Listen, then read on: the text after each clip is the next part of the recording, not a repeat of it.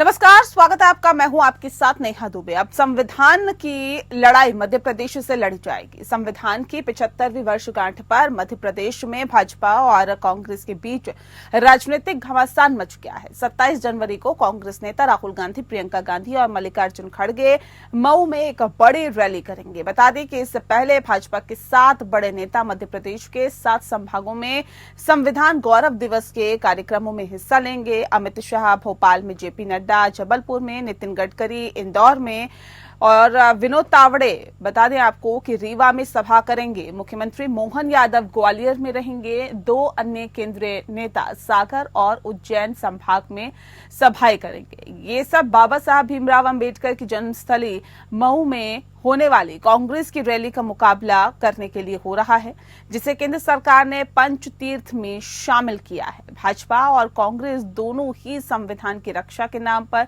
जनता के बीच अपनी पैंठ बनाने की कोशिश कर रहे हैं। कांग्रेस का कहना है कि भाजपा संविधान को कमजोर कर रही है, वहीं भाजपा का दावा है कि वो संविधान की असली रक्षक है।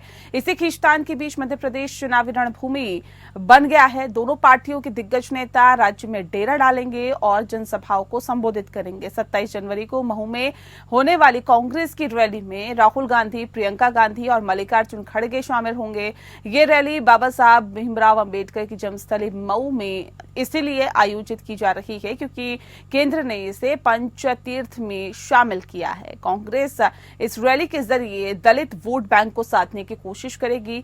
मऊ को अंबेडकर की जन्मस्थली होने के कारण विशेष महत्व दिया जा रहा है। केंद्र सरकार ने इसे बाबा साहब से जुड़े पंचतीर्थों में शामिल किया है। ये जगह दलित समुदाय के लिए पवित्र स्थल मानी जाती है, इसीलिए दोनों ही दल इस मौके का फायदा उठाकर दलित वोटरों को लुभाने की कोशिश कर रहे हैं।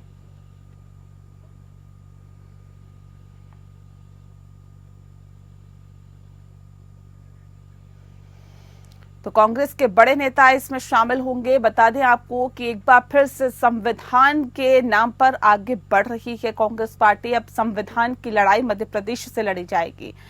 संविधान की 75वीं वर्षगांठ पर मध्य प्रदेश में भाजपा और कांग्रेस के बीच राजनीतिक घमासान मच गया है। 27 जनवरी को कांग्रेस नेता राहुल गांधी, प्रियंका गांधी और मल्लिकार्जुन खड़गे मऊ में एक बड़ी रैली करेंगे और भाजपा के 7 बड़े नेता मध्य प्रदेश के जो संभाग है उसमें संविधान गौरव दिवस के कार्यक्रमों में हिस्सा लेंगे। जनाधार वापस पाने का एक प्रयास यहां पर कांग्रेस पार्टी की तरफ से किया जाएगा। मध्य प्रदेश में होगा संविधान के नाम पर रण। ऐसे में आपको बता दें कि जब संविधान दिवस की 75वीं वर्षगांठ है तो मध्य प्रदेश में दोनों ही राजनीतिक दल एड़ी चोटी का जोर लगाए हुए हैं। एक विधान बचाने की बात कर रहा है तो दूसरा इस पूरे मसले पर आगे बढ़ रहा है और अपनी विरोधी पार्टी को उनकी बातों को झुठला रहा है। तो एक तरफ राहुल गांधी, प्रियंका गांधी ने मोर्चा संभाला हुआ है तो बीजेपी की तरफ से गौरव दिवस कार्यक्रम में हिस्सा लेने के लिए अमित शाह, जेपी नड्डा, नितिन गडकरी, तमाम जो बड़े नेता हैं वो पहुंचेंगे। 2 अन्य केंद्रीय नेता सागर और उज्जैन संभाग में भी सभाएं करेंगे।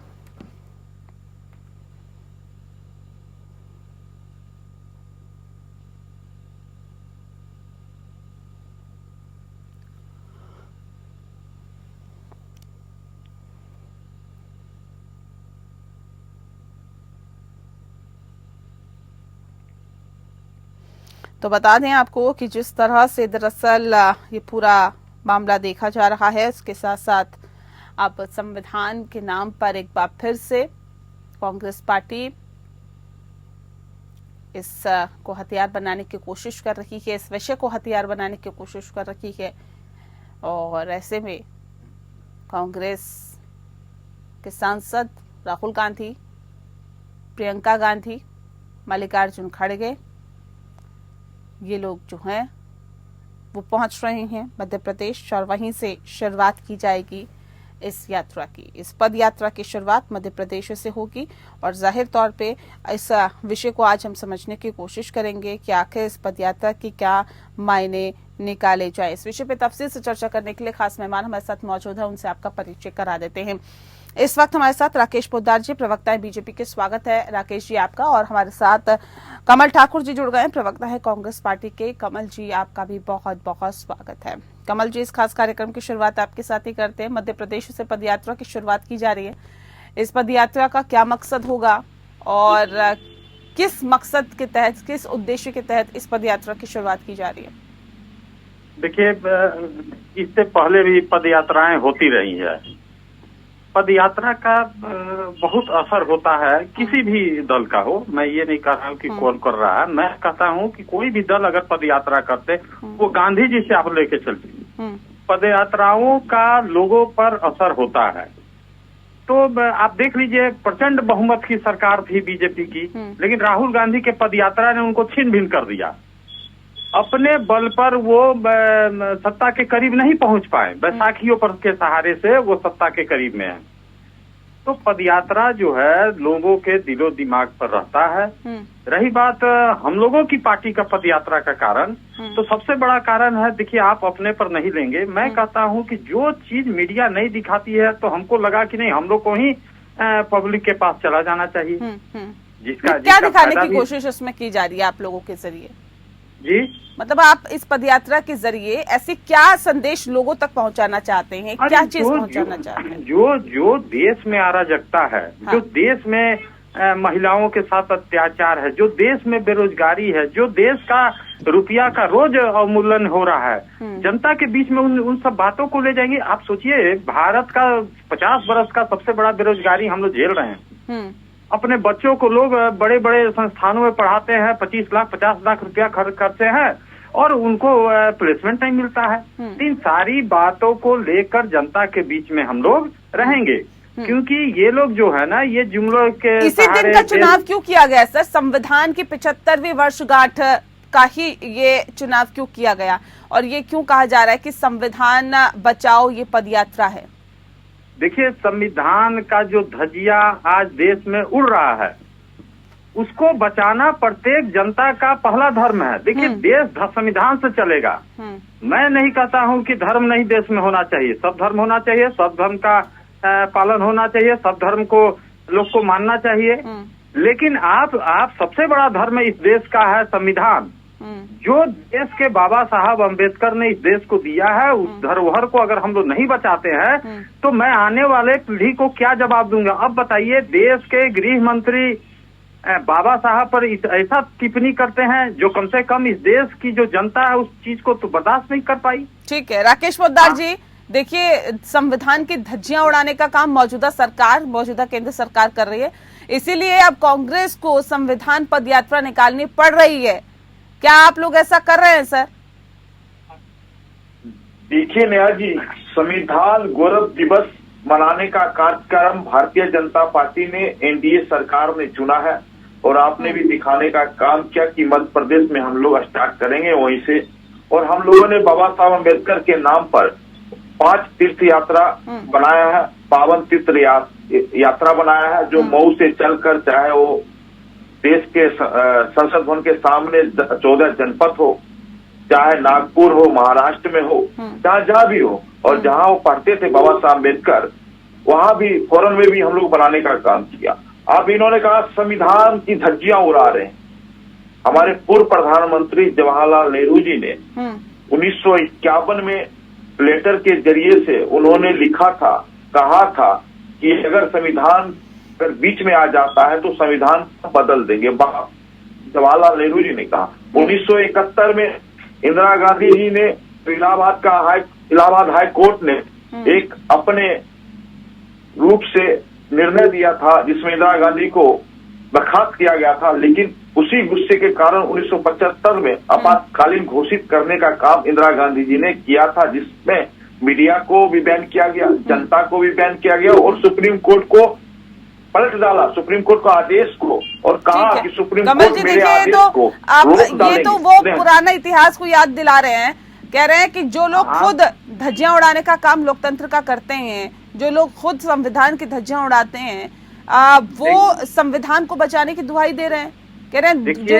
जिनके घर खुद शीशे के होते हैं वो दूसरों के घरों पे पत्थर फेंकते हैं क्या? और मैं एक और महिलाओं पे नहीं होंगे, उनका प्रॉब्लम खुदा जी का है, बोलते ही रहेंगे। नेहा जी एक और मैं जोड़ना चाहता हूँ, उसके बाद इनसे इनका प्रश्न पूछ लीजिएगा। मैं कहना चाहता हूँ सुप्रीम कोर्ट का आदेश था मुस्लिम महिला थी साहबानो और फैसले को बदल डाला, साहबानो के फैसले को बदल डाला, तो संविधान की धज्जियां नहीं उतरी थी एक महिलाओं के लिए। आज इनको महिला की दिखता रखता दिख रहा है। और मैं कहना चाहता हूँ नेहा जी, अनेकता अगर हम लोग करते तो देश के प्रधानमंत्री 13 साल मुख्यमंत्री रहे, 11 साल लगभग हो चुका है देश के प्रधानमंत्री बने हुए। 2024 में जनता ने आशीर्वाद दिया, जनता के ही वोट से, जनता के ही आशीर्वाद से देश के प्रधानमंत्री जनसेवक बने। ठीक है, ठीक है, जवाब दीजिए कमल जी। नेहा जी सवाल ये है कि बिल्किस बानो का बलात्कारी का समर्थन करने वाले लोग संविधान की बात करेंगे, जो लोग ये बोलते हैं कि 2014 में देश आजाद हुआ वो संविधान की बात करेंगे।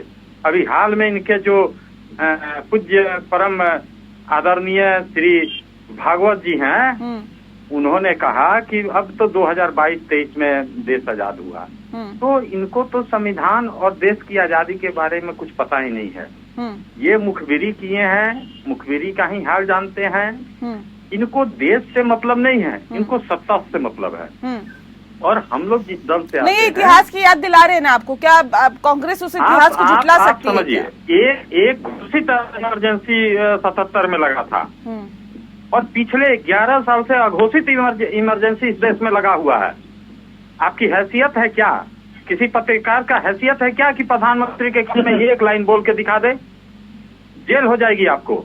और इस देश में कितने वकील, कितने पत्रकार आज के टाइम में भी जेल में हैं। ये पोद्दार जी नहीं समझेंगे, इसलिए नहीं समझेंगे कि देश की आजादी में इन लोग का कोई योगदान नहीं है, तो ये संविधान के बारे में क्या जानेंगे?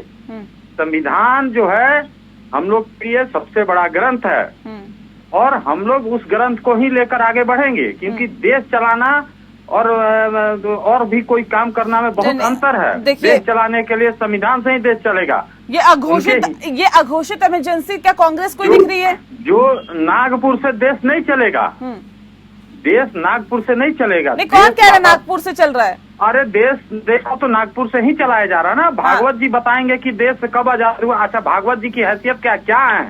प्रधानमंत्री है, उनको Z+ सुरक्षा दिया जाता है। देश के राष्ट्रपति को मंदिर में राकेश जी जवाब दीजिए जल्दी से। मंदिर में नहीं घुस दिया, लेकिन भागवत जी मंदिर में रहेंगे, राम मंदिर में। ठीक है, तो देश तो अघोषित इमरजेंसी से गुजर रहा है। ठीक है, ठीक है राकेश जी। नेहा जी, इनको 11 साल से अघोषित इमरजेंसी दिख रहा है। जनता ने लगातार 14 में वोट देने का काम किया। लोकतंत्र के हिसाब से, लोकतंत्र के मुताबिक वोट हुआ, वोटिंग के द्वारा चुने गए, 19 में चुने गए और राहुल गांधी जी के नेतृत्व में 3 लोकसभा का चुनाव हुआ। तीनों लोकसभा चुनाव हारे, 272 का आंकड़ा नहीं कर पाए। 34 विधानसभा हुए, 28 हार चुके हैं, 6 विधानसभा जीते, इनको घोषित दिख रहा है। जनता चुनती है, ऐसे लिख के नहीं होता। और आपने कहा आजादी की बात कि 2022 में या 23 में आजादी हुआ देश। मैं कहना चाहता हूँ देश आजाद तो स्वतंत्रता सेनानियों ने किया, महापुरुषों ने किया और आजादी लगभग 75 साल हो गया। और मैं कहना चाहता हूँ जिस आजादी की आप बात कर रहे हैं उस राम मंदिर की आजादी की बात हो रही थी, सनातन की आजादी की बात हो रही थी। मोहन भागवत का बयान था। आप लोग से अनुरोध है कि बयान को बदलिए मत। यही काम करते, गृह मंत्री के बयान को बदलने का काम तेलंगाना के मंत्री करते हैं। हर बार बयान को आप बदलते हैं, देश को एकदम गुमराह करने की कोशिश। त्रिपाठी जी आपसे अनुरोध है, देश को गुमराह मत कीजिए। त्रिपाठी जी, देश को गुमराह मत कीजिए। ठीक है, लोकतंत्र में आपका मौलिक अधिकार है। आपने किस चैनल पे आप बैठ के कह रहे हैं कि मीडिया के साथी को जेल भेजने का काम करता हूं? मैं आज इस्तीफा दे दूंगा इस चैनल के सामने, कह दूंगा एक भी साथी को बोलिए मीडिया के लोगों को बैन किया गया या मीडिया के साथी जेल में होंगे तो मैं इस्तीफा देने के लिए तैयार हूं। लेकिन आप कहिएगा नहीं जो आया झूठ बोल दिया। अरे लोग मौलिक अधिकार है। चलिए ये बताइए कमल जी देखिए, आप कुछ भी बोल देते।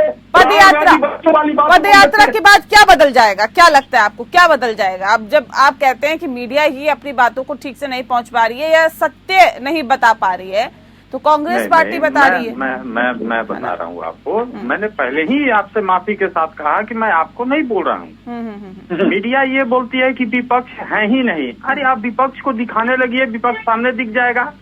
मैं कह रहा हूँ कि गृह मंत्री राज्यसभा में अंबेडकर जी का अपमान किया, क्या मीडिया ने चलाया उसको? क्या इस पर एक दिन भी बहस हुआ? आप अंबेडकर जी ये बताइए, इसके बाद क्या बदल जाएगा? पदयात्रा आप कर रहे हैं, इसके बाद क्या बदल जाएगा? क्या पदयात्रा से इनका 400 नारा 240 में लटक गया। फिर पदयात्रा करेंगे, हम लोगों के बीच जाएंगे, जनता से बात करेंगे, जनता के सवालों को सुनेंगे, और फिर चुनाव अगर जाते हैं हम तो इनको समझ में आएगा कि जनता कितना किसके नजदीक है। मध्य प्रदेश क्यों चुना गया इसके लिए? अरे मध्य प्रदेश क्यों चुना गया? मध्य प्रदेश तो देश में ही है ना। नहीं, मेरा और भी राज्य है ना सर। मैं तो सीधा सवाल पूछ रहा हूं आपसे कि मध्य प्रदेश से इसकी शुरुआत। मैडम देखिए, मध्य प्रदेश क्यों चुना गया ये सवाल नहीं है। सवाल ये है कि जिस मध्य प्रदेश में आदिवासी लड़के के सर पर पेशाब कर दिया गया, उस दिन कहाँ सब लोग संविधान के जो आज रक्षक बन रहे हैं सो कॉल्ड, कहाँ थे? तो ये लोग एक आदिवासी मुख्यमंत्री को झारखंड में बिना कारण का जेल में डाल दिया। उस दिन संविधान इनका कहाँ था? देखिए, ये लोग जो है ना, दोहरी नीति दोहरा चाल चलने वाले लोग हैं। इनकी कथनी और करनी पूरा देश जानता है कि ये लोग जो है भगवान गणेश को दूध पिला दिए थे। इतने झूठे ये लोग हैं। तो देश झूठ से नहीं चलेगा, देश संविधान से चलेगा। पोद्दार जी को ये बात समझना पड़ेगा कि सत्ता चुनाव जीत लेना, जनता आज भी आप 33% लोगों के वोट से चुनाव जीते हैं, आज भी 67% आपके खिलाफ में है। ये भी जानकारी होना चाहिए इनको। ठीक है राकेश पोद्दार, चुनाव जितना आपके स्वच्छता का निशानी हो जाएगा। हाँ। तब तो देश के कई क्रिमिनल चुनाव जीते हैं, इसका मतलब वो भगवान राम है। ठीक है राकेश पोद्दार जी, संविधान से ही देश चलेगा और संविधान से इस वक्त नहीं चल रहा है क्या देश? नेहा जी, आपने बिल्कुल सही प्रश्न पूछा। संविधान से ही देश चल रहा है, और संविधान को मानने वाले कोई है इस देश में? एनडीए सरकार जन संविधान मानते, कांग्रेस नहीं मानते। अगर बाबा साहब के संविधान को मानते तो 42 साल और दलित, आदिवासी, पिछड़ा, अति पिछड़ा तरफता रहा, तरफ के मर गया। 1989 में जब बीपी सिंह की सरकार आई, जनता दल की सरकार थी, भारतीय जनता पार्टी की, 89 सांसदों ने समर्थन दिया।